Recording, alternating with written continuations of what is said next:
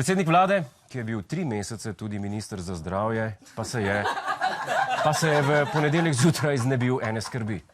Primopredaja poslov Ministrstva za zdravje. Po 3 mesecih, odkar je odstopil Danijel Bešič-Loredan in je vodenje začasno prevzel premier Robert Golob, je zdravstveni resor ponovno dobil stalno vodstvo, ministrico Valentino Prevolnik Rupel. A ste videli, kako je izgledala primopredaja? Golob je dal USB ključek. Tem se pravi digitalizacija. Fasciklov z dokumenti. USB. In že se je predsednik vlade rešil bremena in odšel novim izzivom naproti. A kaj, ko so ga težave v zdravstvu čakale tudi v državnem zboru? Spoštovani predsednik vlade, saj razumem, da je napad najboljša obramba, ampak vseeno mislim, da sva že nekajkrat se takole gledala in poslušala na temo zdravstva. In sami ste rekli, čim več me sprašujete o tem, sledite našemu delu in držite nas za vrat, dihajte nam za ovratnik, če hočete. In to delamo.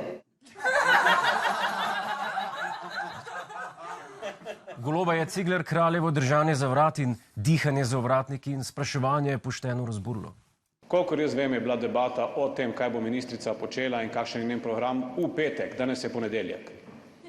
Verjetno že pričakujete kaj? Rezultate od petka do ponedeljka. Ja. Kaj pa je to? To je cel vikend. Okej. Je že res, da je nova ministrica njegov USB ključek dobila 2 urci pred tem govorom, je pa tudi res, da je bil Golob sam zadnje 3 mesece minister za zdravje. Tako da je bilo dihanje za ovratnik najbrž upravičeno. Hujš bi bilo, če bi ga poslanec Cigler Kralj res držal fizično za vrat. Ko bi mogel Golob najbrž na urgenco, tam bi čakal 6 do 12 ur, pa je pa z prve roke videl, kakšno je stanje v zdravstvu. Se pa bi pa odstopil, kaj?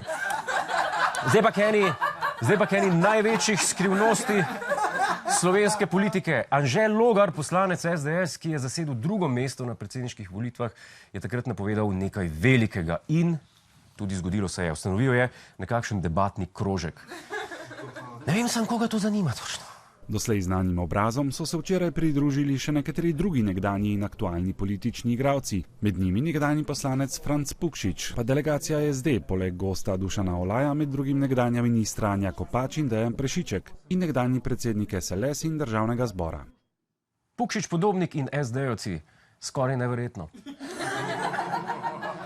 Kaj je ta Logarjeva platforma sodelovanja, mene zanima? Kaj ima ta motivacijske govore?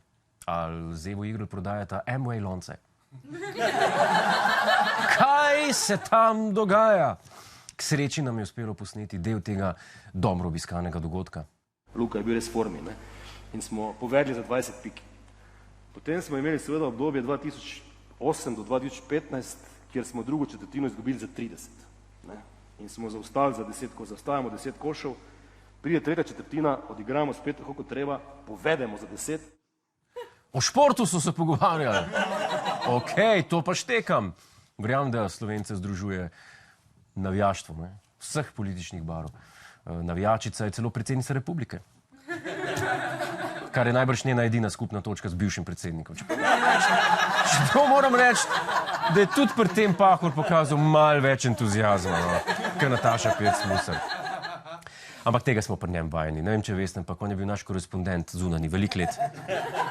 Ga dobro poznamo. Ajde, Miška!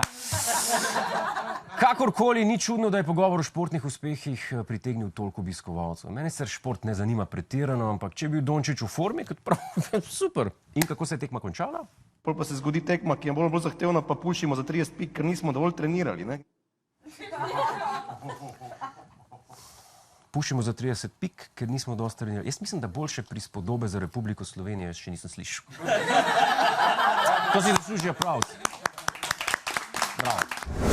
Hej, preden greš, klikni tukaj in se naroči na naš YouTube kanal. Imamo pa tudi TikTok, Instagram in Facebook, tako da le urno.